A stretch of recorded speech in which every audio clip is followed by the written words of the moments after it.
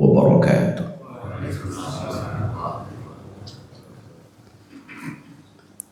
Bismillah, walhamdulillah, wa la ilaha illallah, la hawla wa la quwwata illa billah.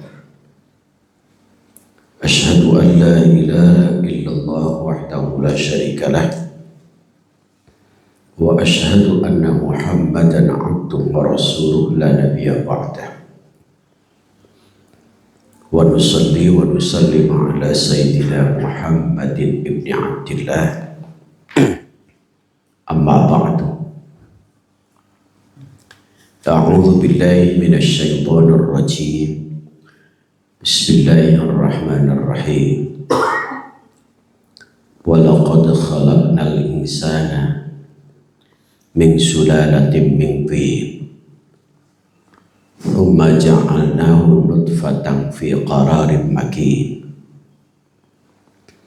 thumma khalaqna nutfata 'alaqah, thumma khalaqna al-'alaqah mudghah, thumma khalaqna al-mudghata 'idhaman, fakasawna al-'idhama lahma, thumma ansha'nahu khalqan akhar, fatabarakallahu ahsanul khaliqin. Thumma innakum ba'da dhalika lamayyitun, thumma innakum yawmal qiyamati tub'atsun. Pada kajian subuh ini kita bahas perjalanan hidup manusia, merujuk pada Quran yang pertama surah Al-Mu'minun, yaitu dari mulai ayat 12, 13, 14, 15, dan 16. Yang pertama, manusia diciptakan oleh Allah dari saripati tanah. Artinya unsur-unsur yang ada dari tanah. Tanah itu ditanami pohon-pohonan seperti menanam padi, jagung, atau buah-buahan. Unsur-unsur yang ada pada tanah itu masuk saripatinya ke pohon itu, dimakan oleh kita. Makanan berbeda bentuknya di luar. Ada padi, ada singkong, ada keju, dan lain sebagainya. Beda rasa itu di lidah.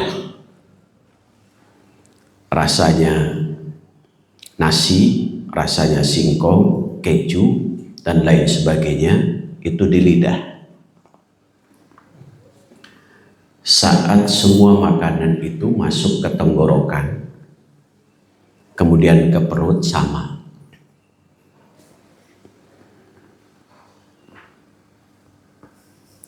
Nah, makanan yang masuk ke dalam perut itu dengan kekuasaan Allah melalui organ tubuh kita dibagi menjadi dua, apapun jenis makanannya. Yang pertama menjadi darah, dialirkan ke seluruh tubuh kita. Kemudian yang kedua menjadi kotoran, ini dikeluarkan. Salah satu yang dialirkan oleh jantung ke tubuh kita, darah itu, yang berasal dari makanan. Maka ada yang disimpan, yaitu yakhruju min baini sulbi wat tara'ib. As-sulbi dengan at-tara'ib. As-sulbi itu tempat penyimpanan sperma. Darah yang mengalir kemudian jadi sperma. Ada juga at-taraib, darah yang mengalir itu menjadi ovum. Sperma dengan ovum kemudian pada saat sudah dewasa diikat dengan tali ikatan yang sangat kuat yang disebut dalam Quran mitsaqan ghalidha, ikatan yang kuat yang disebut dengan pernikahan. Maka sperma dengan ovum itu setelah menikah min nutfatin amsyaj, bercampur. Saat bercampur maka menjadilah benih-benih yang disebut dengan janin. Sudah mulai janin masuk ke dalam rahim seorang ibu. Tsumma ja'alnahu nutfatan fi qararin makin. Sperma dan ovum itu disimpan ke dalam rahim yang sangat kuat. Seiring dengan usia yang ada dalam rahim itu, pada saat masuk usia 4 bulan terakhir menjelang 5 bulan, nafahtu fihi ruh, Allah tiupkan ruh. Maka ruh itu sejak di alam ruh sudah berjanji kepada Allah dengan kalimat yang diabadikan dalam Quran. Janjinya itu surah Al-A'raf ayat 172. Jadi semua manusia punya janji. Makanya kalau punya janji, ada istilah syair lagu, jangan ada dusta di antara kita. Karena sudah janji semua. Kita ini sudah janji di hadapan Allah. Ketika saat Allah bertanya, alastu bi rabbikum, kepada ruh, bukankah aku ini adalah Tuhan? Ruh ini menjawab, qalu bala, ya kami mengakui, syahidna, kami berjanji. Sehingga kalimat surah Al-A'raf ayat 172 di akhirnya ada kalimat antakulu yaumal qiyamati inna kunna an hadza ghafilin. Kata Allah, bahasa bebasnya begini, pegang kalimat janji itu supaya pada saat hari kiamat nanti kata-kata itu tidak disebut pendusta atau lalai terhadap janji. Maka Allah mengingatkan di Quran Al-A'raf 172, pegang janji itu sampai yaumil kiamat, supaya kita tidak termasuk orang-orang yang melalaikan janji. Masuk ke dalam ruh itu pada usia 5 bulan. Seiring dengan waktu ini sudah kita lalui semua. Sudah lalui. Janin dalam rahim kurang lebih rata-rata 9 bulan. Keluar maka menjadilah bayi, sabiyun. Seiringnya dengan waktu juga jadilah tiflun, kanak-kanak. Tahapan ini kita sudah lalui. Maka setelah tiflun menjadi walad, anak-anak. Ini juga sudah kita lalui. Kemudian menjadi syaban, menjadi pemuda. Jadi pemuda atau remaja. Ini juga ada yang sedang dilalui. Model anak-anak ini sedang lalui remaja. Kemudian pada saat sudah menjadi remaja, maka syaiban, menjadi orang tua. Syaikhan. Syaikhan itu ditandai dengan syaiban, tua, ditandai dengan sudah mulai tumbuhnya uban. Sudah mulai masuk dunia putih, meninggalkan dunia hitam.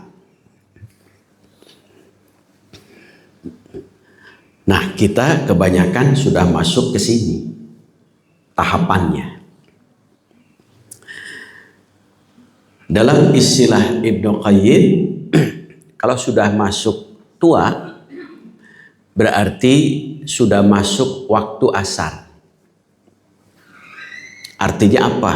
Matahari sebentar lagi terbenam. Artinya apa? Expire kita sebentar lagi habis. Beda dengan anak-anak, matahari baru terbit, masih panjang perjalanan. Itu semua sudah dilalui kecuali ada tahapan berikutnya. Kita menunggu kematian. Menunggu kematian. Semua orang ingin di ujung kehidupannya rata-rata menginginkan dengan kalimat husnul khatimah, ujung kehidupan yang baik. Yang tentu kalimat husnul khatimah itu adalah tidak seperti sulap, bim salabim, abrakadabra, turun dari langit. Tapi butuh proses. Proses panjang dari mulai kehidupan sekarang. Makanya Allah Subhanahu wa Ta'ala senantiasa menggandengkan kalimat iman dengan amal soleh. Sehingga husnul khatimah itu dijemputnya dengan iman yang diiringi dengan amal soleh. Amal soleh itu artinya niatnya baik, cara baik, tujuan pun baik. Niat benar, cara benar, tujuan pun benar. Itu sebut amal soleh. Karena kalaulah kita mengharap pahala, rahmat, ampunan, atau surga, sering ayatnya oleh Bapak Ibu dibaca. Quran surah Al-Kahfi ayat 110. Faman kana yarju liqa'a rabbih falyamal amalan salihah. Barang siapa yang berkeinginan, berharap untuk berjumpa dengan Allah, yang artinya mengharap ridho, mengharap ampunan, mengharap pahala, berharap surga, berharap rahmat. Kuncinya adalah falyamal amalan salihah. Perbanyak perilaku amal baik. Karena itu Allah Subhanahu wa Ta'ala dalam Quran yang kemudian menjadi doa. Surah Al-Ahqaf ayat 15. Ini Allah ingatkan ketika kita menjelang usia 40 tahun. Rabbi auzi'ni an ashkura. Ya Allah, Tuhanku, teguhkan saya, istiqomahkan saya. Ini sudah 40 tahun itu sudah mulai istiqomah.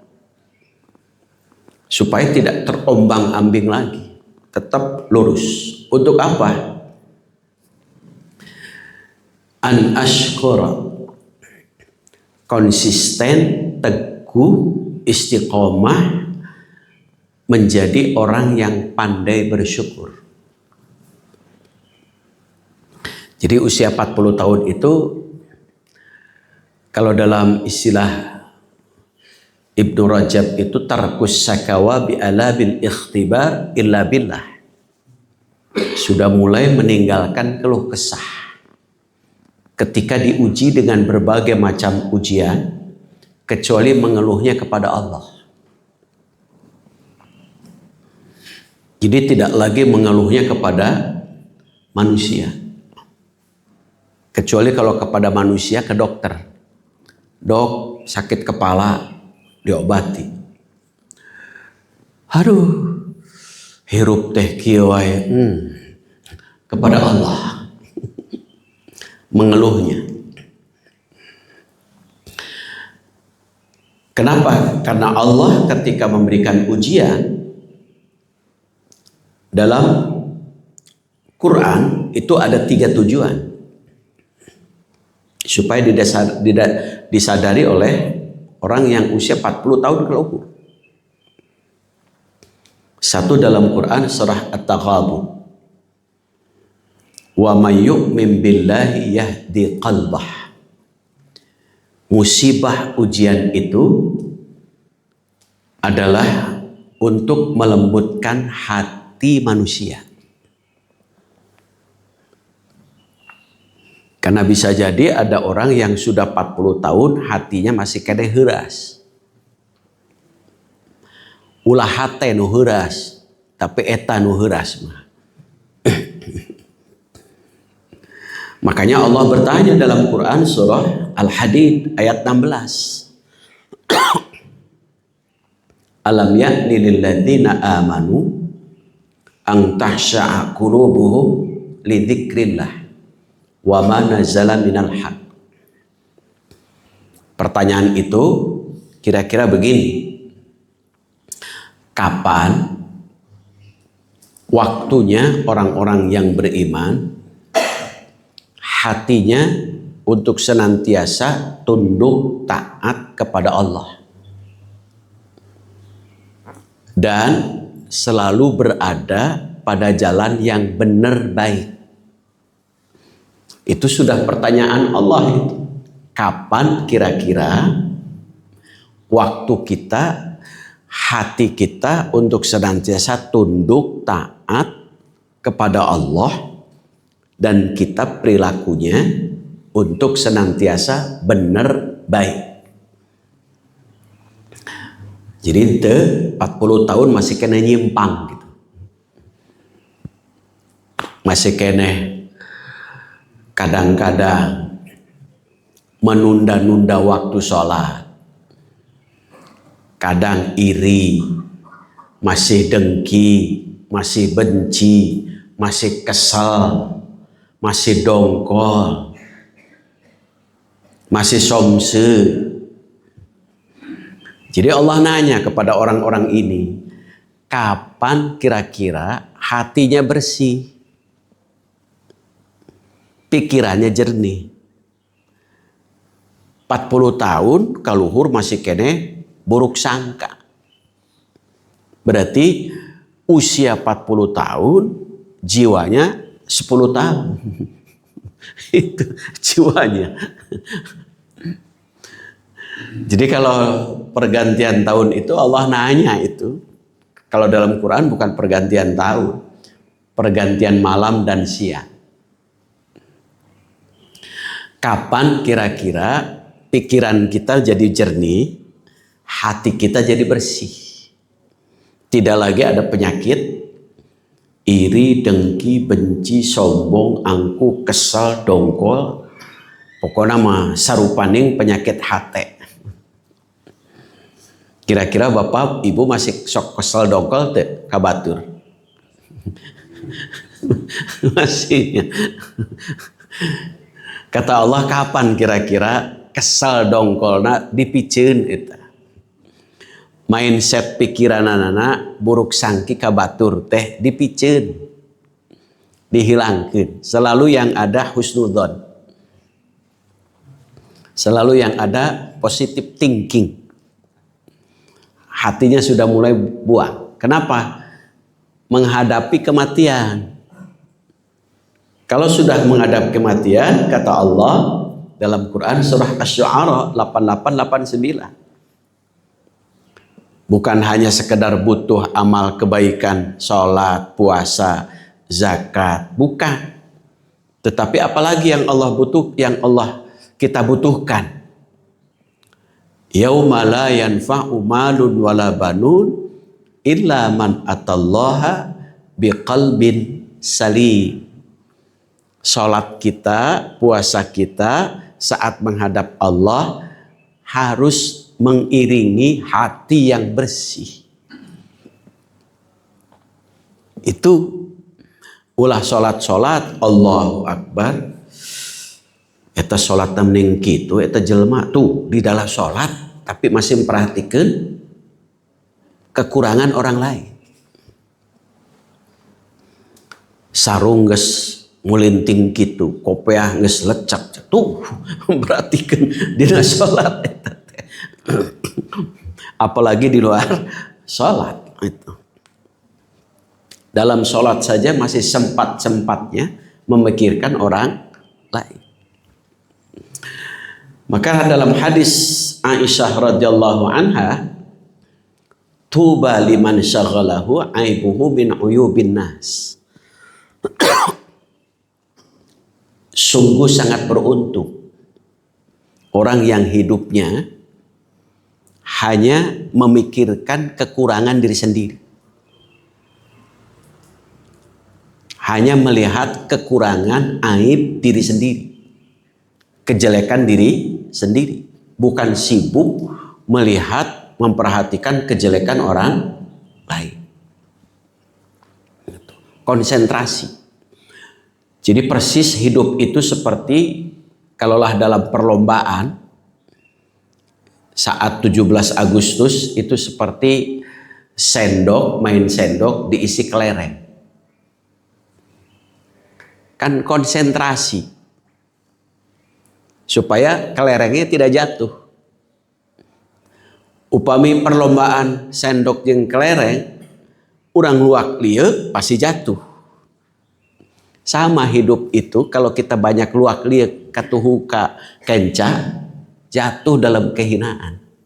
Konsentrasi.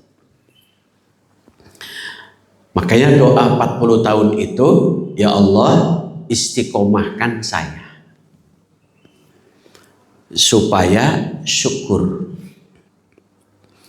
Syukurnya kepada apa? Nikmat yang sudah Allah berikan. Karena tahun 2006 ini kita masih hidup, masih sehat.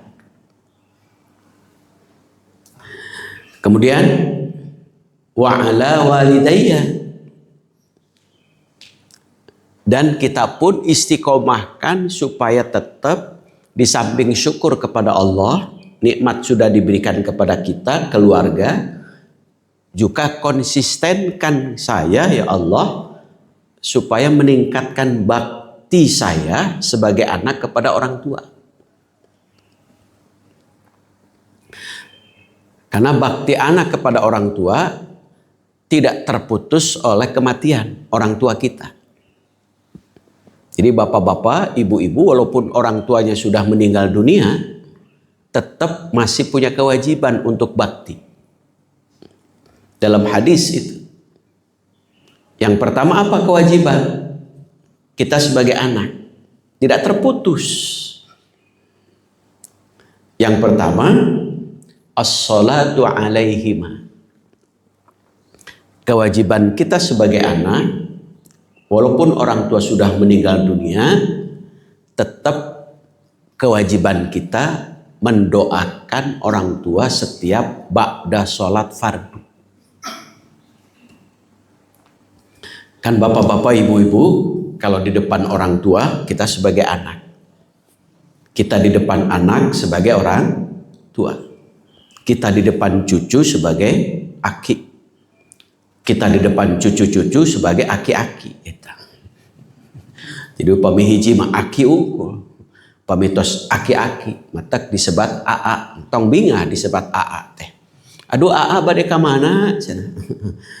Binga berarti anu mungkin urang teh si orang teh aki-aki cenah. Jadi kewajiban kita jangan lupa mendoakan orang tua kita setiap ba'da salat. Doanya nggak usah panjang, yang dituntun oleh Quran. Wahfid lahuma janahal dzulli minar rahmah wa qur rabbirhamhuma kama rabbayani shaghira. Dalam kitab Fathul Bari Syarah Bukhari, doa Rabbik firli wali walidayya ketika dimohonkan oleh anak yang soleh memiliki kedudukan tinggi. Itu. Ketika dimohonkan oleh kita sebagai anak, kedudukannya tinggi. Kenapa? Satu, doa itu dapat menghentikan siksa azab kubur. Jadi kalau bapak ibu sayang pada orang tua, kirim doa itu. Dapat menghentikan siksa azab kubur. Na'udzubillah, ketika ada orang tua yang dapat azab kubur, maka satu kali azab, dua kali malaikat berhenti. Kemudian bertanya orang tua ini, kenapa kok malaikat berhenti memberikan azab kepada saya? Padahal saya ini banyak dosa. Jawaban malaikat apa? Ada kiriman doa dari anakmu yang soleh. Tuh, luar biasa doa itu. Karena di alam barzah itu hidupnya lebih lama daripada di dunia. Kalaulah orang tua kita meninggal dunia sudah sekian puluh tahun yang lalu, berarti di alam barzahnya tinggal menunggu kematian, tinggal menunggu hari kebangkitan yaumul qiyamah. Lebih lama, bisa ratusan tahun. Bahkan ada yang ribuan tahun. Kalau di dunia kan 100 tahun juga jarang itu. Maka Rasulullah sudah mengingatkan umatku itu usianya 60 sampai 70. Betul, kalau bapak ibu usianya 60 sampai 70 ini zona rawan ini. Kalau sudah melewati 70 itu sudah masuk zona aman gitu ya. Jadi 60-70 itu zona rawan itu. Jadi di alam barzah itu lebih lama itu. Di alam barzah itu dapatnya hanya dua. Bisa dapat nikmat, bisa dapat adab. Kalau dapat nikmat, nam kan naumil urush. Tidurlah seperti tidurnya pengantin. Kira-kira kalau tidur pengantin nyenyak tuh. Masih emot kenen tuh itu. Tapi kalau dapat azab di alam barzah, an-naru yu'raduna 'alaiha ghuduwa wa 'ashiyya. Allah perlihatkan api neraka itu setiap hari, pagi dan sore, sehingga panas. Lihat saja kisah Ashabul Kahfi, walaupun masih hidup tapi terkurung dalam gua. Dalam doanya bukan minta kasur, bukan minta lampu. Tapi yang diminta, Rabbana atina min ladunka rahmat. Karena rahmat Allah, tertidur selama 309 tahun. Sama dengan ketika Bapak masuk ke masjid. Yang diminta itu bukan kasur empuk, tapi Allahumma ftahli abwaba rahmatik. Rahmat Allah, karena rahmat Allah padahal di atas karpet.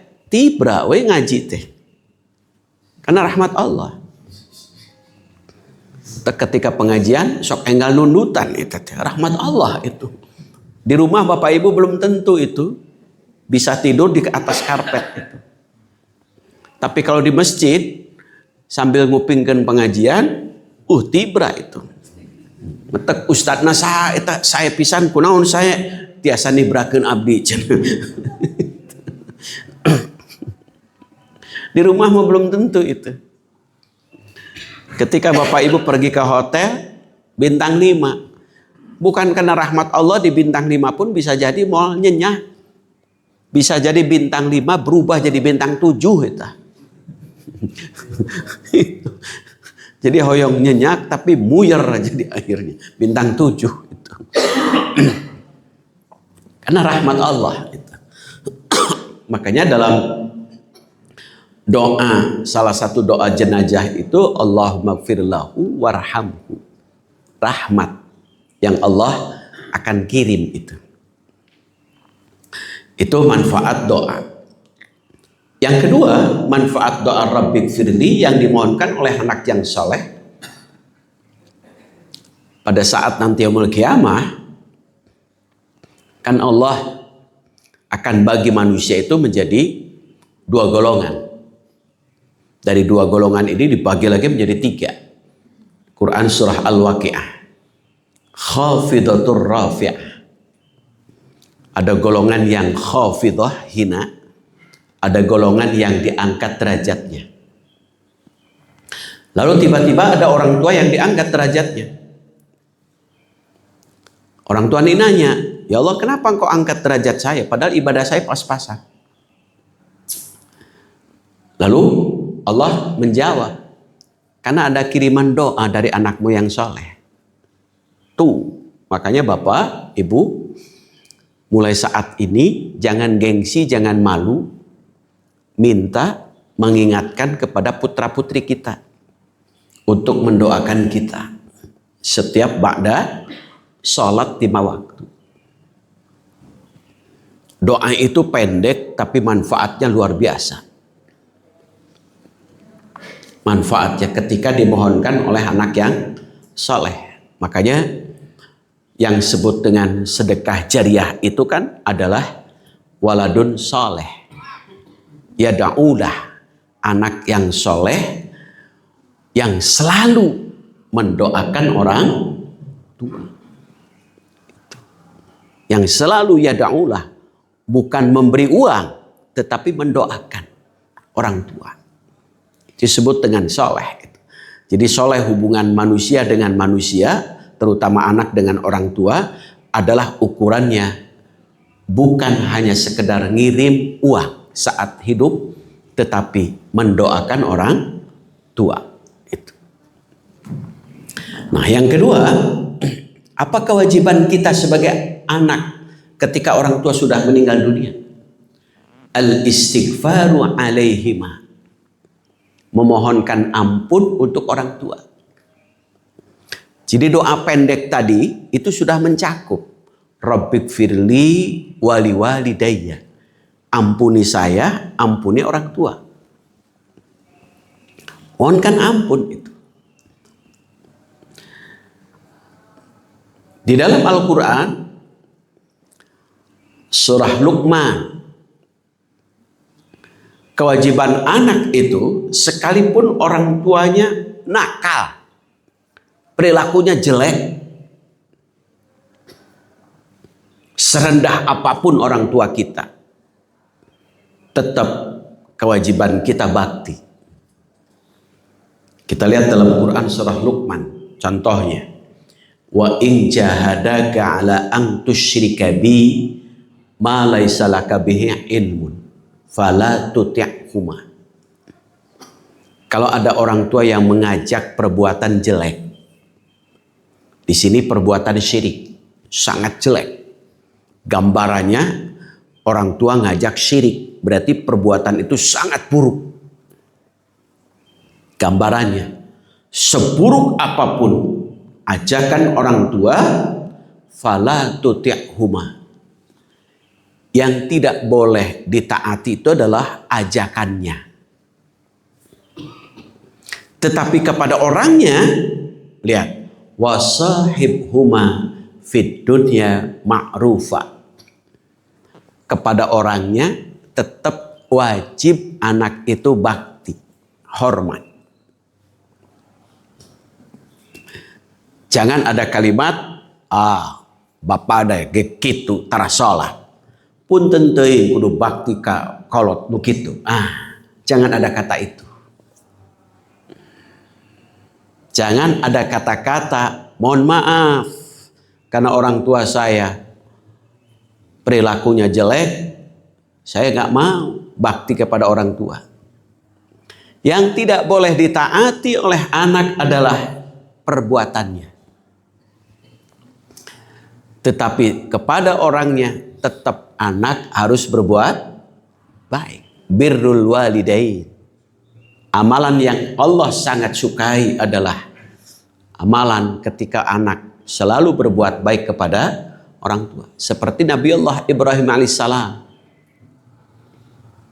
Orang tuanya Azar, pembuat patung sekaligus penyembah patung. Sampai Nabiullah Ibrahim alaihissalam diusir dari rumah. Tetap Nabiullah Ibrahim alaihissalam sebagai anak, ia berbuat baik. Tidak mengatakan, bapak saya kan musyrik, tidak wajib taat. Tidak. Tetap saja Nabiullah Ibrahim alaihissalam berbuat baik pada orang tua. Kemudian yang ketiga, kewajiban anak kepada orang tua adalah wa in qadu ahdihima. Menunaikan pesan orang tua. Pasti pesan umum orang tua kan ingin menjadi anaknya soleh. Itu pesan umum itu. Ukuran soleh kalau melihat dalam Quran surah Ali Imran ayat 113-114 ini tanda soleh. Yang pertama, ummatun qaimah. Orang yang soleh itu senantiasa hidupnya konsisten, ajeg, lurus, berada pada jalan yang benar, baik. Itu soleh itu. Tidak bengkok kanan kiri. Ajak lurus pada jalan yang benar, baik. Soleh. Kemudian yang kedua, yatluna ayatillahi ana al-lail. Tanda orang yang soleh itu membaca Al-Quran diiringi dengan pengamalan. Bukannya sekedar membaca, tetapi dia tahap demi tahap berusaha untuk mengamalkan Al-Quran. Yang ketiga, wahum yasjudun. Tanda orang yang soleh itu senantiasa hidupnya sujud. Artinya tunduk patuh pada aturan. Itu tanda orang yang soleh. Jadi menyampaikan pesan orang tua itu adalah pesan umum saja kita ambil. Kalau pesan khusus kan bisa jadi beda-beda itu. Tapi pesan umum, siapapun kita, apapun jadi kita, maka diiringi dengan soleh. Yang keempat, kewajiban kita, ini kadang-kadang yang terlupakan. Wa ikramu siddiqihima. Membuat keluarga, tetangga, sahabat-sahabat tetap rukun damai, harmonis. Kadang-kadang ada keluarga yang gara-gara warisan. Jadi pasea antar kakak dengan adik. Warisan itu kalau menurut bahasa fikih adalah harta peninggalan. Tapi berubah menjadi bahasa Inggris. War perang san anak. Jadi warisan akhirnya benih-benih peperangan anak. Karena bagi waris itu butuh lapang dada. Butuh lapang dada untuk apa? Taat kepada aturan. Karena waris itu sudah ditentukan. Kalau anak itu mislu hadzil unsayain, lidzakari mislu hadzil unsayain. Anak laki-laki 2, anak perempuan 1. Suami ditinggal istri. Suami 1/4, ketika tidak meninggalkan anak. Suami setengah ketika tidak meninggalkan anak, seperempat kalau ada anak. Istri ditinggal oleh suami. Istri dapat seperempat kalau tidak ada anak, dapat seperdelapan kalau ada anak. Sudah saklek itu. Tidak bisa dirubah. Jadi bagi waris. Nah, ada juga dia memegang Quran surah An-Nisa ayat 32. Lirrijali nasibum mimma kasabu walin nisa'i nasibum mimma iktasabna. Sebelum dibagi waris, harta bersama itu adalah dibagi dua lebih dahulu, yang disebut dengan gonogini. Jadi gonogini dibagi dua. Kenapa? Karena cerai. Cerai itu ada dua, ada cerai hidup, ada cerai wafat. Cerai hidup, cerai wafat. Itu. Nah, cerai hidup ada gonogini. Kalau harta bersama, harta bersama itu apa? Harta yang didapat sejak ijab kabul. Makanya di keluarga bapak itu, suami istri ada harta bawaan, ada harta bersama. Harta bawaan adalah harta yang didapat sebelum menikah. Bisa jadi sebelum nikah ya punya tabungan atau punya rumah, maka itu sebut harta bawaan. Atau bisa sebelum menikah atau setelah menikah ia dapat warisan dari orang tuanya, maka sebut harta bawaan. Kalau harta bawaan itu tidak ada gonogini. Kalau harta bersama, harta yang didapat sejak mulai ijab kabul. Itu harta bersama. Nah, cerai hidup, cerai wafat dibagi dua. 50%, 50%. 50% untuk suami atau istri yang masih hidup. 50%-nya baru setelah dipotong hutang piutang, wasiat dan lain sebagainya, maka 50% itu menjadi harta waris. Sehingga suami dapat 50% plus setengah kalau tidak ada anak, plus seperempat kalau ada anak. Istri dapat 50% plus seperempat kalau tidak ada anak, seperdelapan kalau ada anak. Itu sehingga butuh lapang dada untuk taat kepada aturan. Kalau nggak taat, ya sudah, saya ingin bagi rata saja, nggak bisa. Kecuali kalau ingin rata, maka anak laki-laki untuk mau mensedekahkan yang lebih besar itu disedekahkan kepada anak perempuan. Jadi bisa baginya sama. Jadi bagi sama itu hasil sedekah, bukan hasil pembagian. Kalau anak laki-lakinya mau untuk mensedekahkan tanpa paksaan. Jadi itu. Kalau bab waris itu. Jadi itulah kewajiban anak ketika orang tua sudah meninggal dunia. Jadi tidak putus orang tua meninggal dunia itu kewajiban kita sebagai anak. Nah, kemudian kita kembali. Jadi kita janji kepada Allah saat di alam ruh. Kemudian lahir, saat lahir kita memegang janji untuk dipegang dan dilaksanakan janji itu. Yang disebut saat lahir kalimat syahadat. 2 kalimat syahadat. Ada 2 rukun 2 kalimat syahadah supaya kita pegang janji ini saat kita hidup sekarang. 1 kalimat 2 kalimat syahadat itu rukun yang pertama adalah iddia. Apa arti iddia?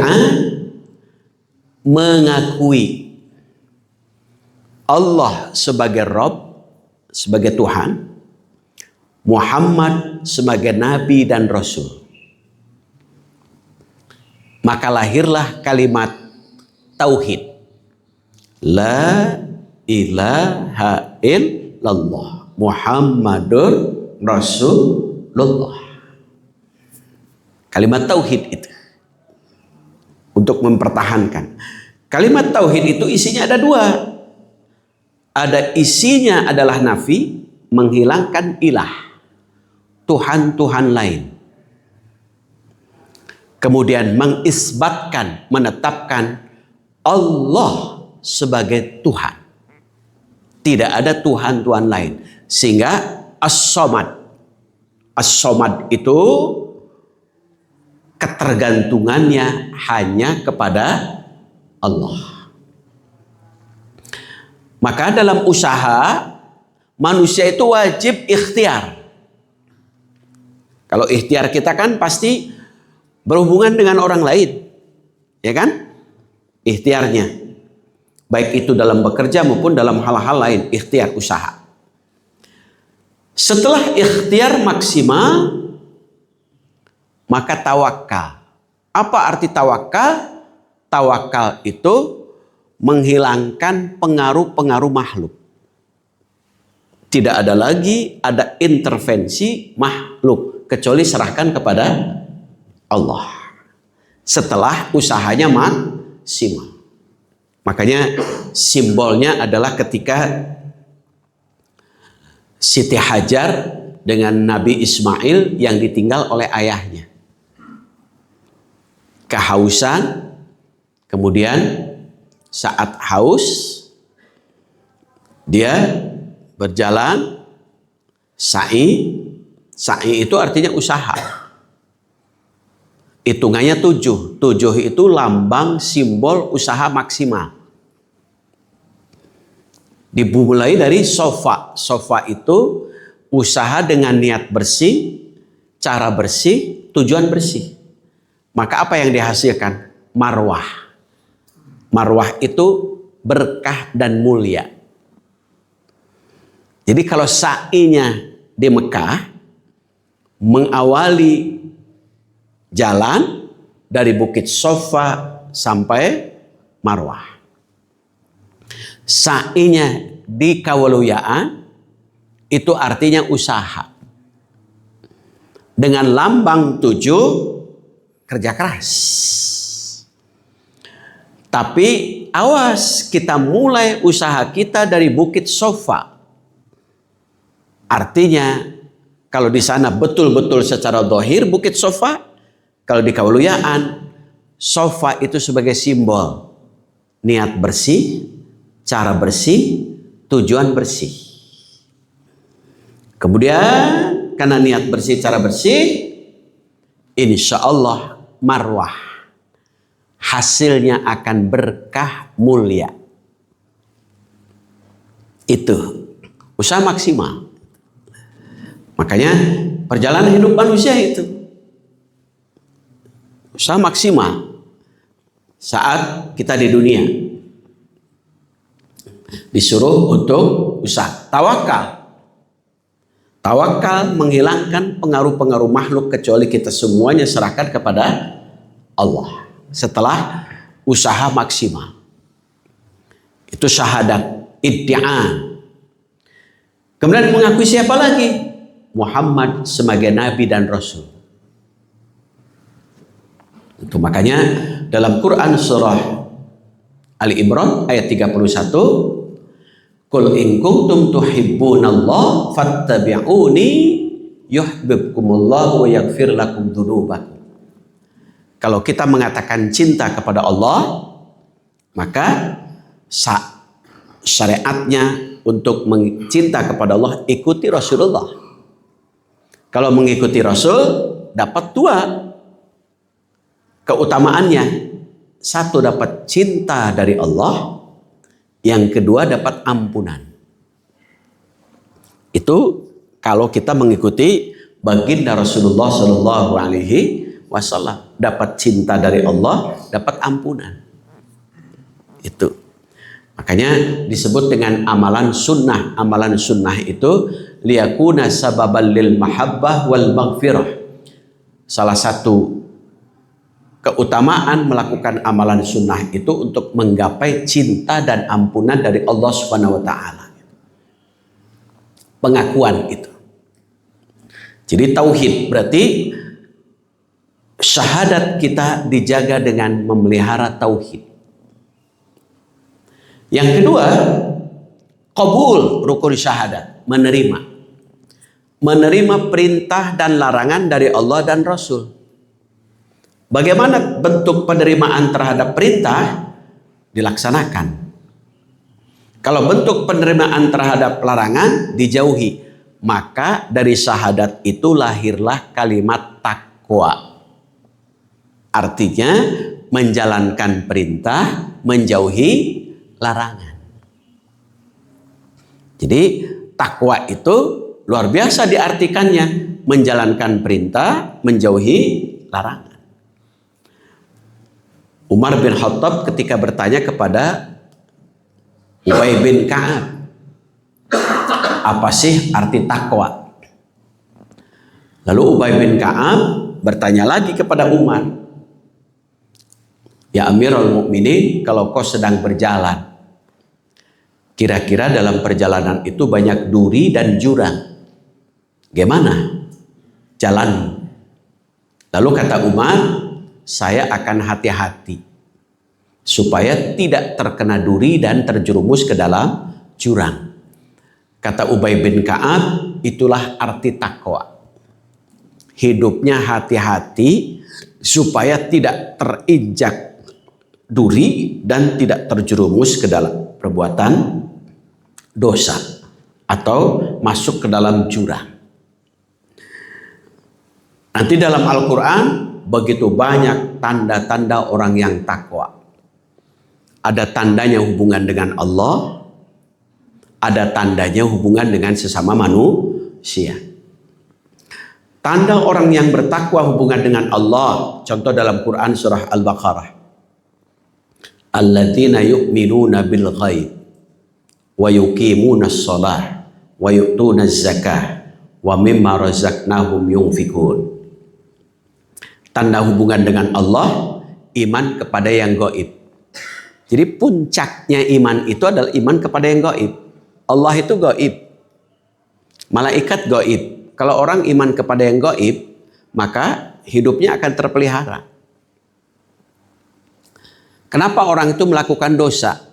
Karena seolah-olah ia tidak ada yang melihat. Berarti tidak beriman kepada yang gaib. Itu. Jadi seolah-olah hidupnya sendiri. Padahal ada malaikat dan Allah. Senantiasa Allah mengutus malaikat raqib dan atid, ditulis. Ma yalfidhu min qaulin illa ladaihi raqibun atidun. Tidak ada sedikit pun perbuatan kita yang terlepas dari catatan dua malaikat, yaitu raqib dan atid. Dicatat itu oleh dua malaikat itu. Catatan kita nanti oleh Allah dibagi. Dalam Quran surah Al-Kahfi ayat 49. Wa wudi'al kitabu. Allah serahkan catatan kita itu nanti. Bagi rapotlah nantinya. Fataral mujrimina. Muhammad, kata Allah, sini kau lihat bagaimana perilaku orang-orang yang berdosa saat menerima buku catatan. Musyfiqina mimma fihi. Baru menerima saja dia sudah takut. Ia mengatakan, qalu ya walitana, celaka kami. Sambil bertanya, ma li hadzal kitabi la yughadiru saghiratan wala kabiratan. Ini catatan apa ini? Kok si terinci, lengkap dari mulai perbuatan terkecil sampai terbesar. Ila ahsaha, rinci betul. Wajadu ma amilu hadira, kemudian kita baru bisa melihat perilaku kita. Catatan itu tidak akan hilang dan tidak akan terkena virus. Kalau kena virus, alhamdulillah itu. Catatan dosa kita hilang. Tapi tidak akan terkena virus itu. Catatan itu lengkap. Nanti suatu saat kita akan menerima buku catatan itu. Dicatat. Bagi siapa yang meyakini yang gaib. Kalau yang tidak meyakini gaib, seolah-olah ya tidak ada yang melihat. Itu hubungan dengan Allah. Hubungan dengan manusia, tanda orang yang takwa itu, kalau dalam Quran surah Ali Imran 133, 134. Satu, tanda takwa itu alladzina yunfikuna fis sarra'i wad dharra. Orang yang terus-menerus berinfak. Itu hubungan dengan manusia itu. Tidak pernah bosan. Tetap semangat untuk berinfak. Tidak pelit, tidak mereka hese, cap jahe, keket, mengkene. Orang yang pelit berarti ia tidak iman kepada Allah, berarti ia melanggar janji. Itu. Pelit, kenapa? Syahadatnya siap menerima perintah, tetapi perilakunya pelit, berarti ia tidak melaksanakan perintah. Yang kedua, hubungan dengan manusia, tanda orang yang takwa itu wal kadhiminal ghaidh, pandai menahan marah. Bapak-bapak, ibu-ibu pasti bisa marah. Tapi belum tentu bapak ibu bisa menahan marah. Padahal perintah Allah menahan marah. Setelah itu hubungan dengan manusia yang ketiga, wal afina 'anin nas, pandai menghapus bekas-bekas luka hati yang menyakitkan sehingga mudah untuk menjadi pemaaf. Itu. Kemudian baru yang keempat, al-muhsinin, tetap senantiasa semangat berbuat dan menyebarkan kebaikan. Sekalipun kadang hati tersakiti, tapi jangan sampai sakit hati bapak dan ibu menjadi halangan untuk berbuat dan menyebarkan kebaikan. Kenapa bapak ibu tidak berbuat baik pada orang itu? Nyeri hati ku si eta mah hoream. Jangan sampai sakit hati kita menghalangi untuk berbuat baik. Sehingga pilih-pilih berbuat baiknya akhirnya. Itu. Sehingga muhsinin itu artinya tetap semangat berbuat dan menyebarkan kebaikan sekalipun bapak ibu kadang sakit hati. Itulah perjalanan hidup manusia, itu baru di hidup dunia. Insya Allah nanti kita sambung perjalanan hidup manusia saat dari mulai sakaratul maut sampai di kuburan, di alam barzah, sampai di yaumul kiamah dibangkitkan kembali. Insya Allah to be continued, bersambung. Ada yang belum jelas? Eces? Alhamdulillahirabbil alamin. Itu saja barangkali kajian subuh ini. Mudah-mudahan kita senantiasa untuk memegang janji sehingga kita menjadi orang-orang yang bertakwa. Kita tutup pengajian ini sama-sama dengan membaca doa kifaratul majlis. Subhanaka Allahumma wa bihamdika asyhadu an la ilaha illa anta astaghfiruka wa atubu ilaik. Assalamualaikum warahmatullahi wabarakatuh.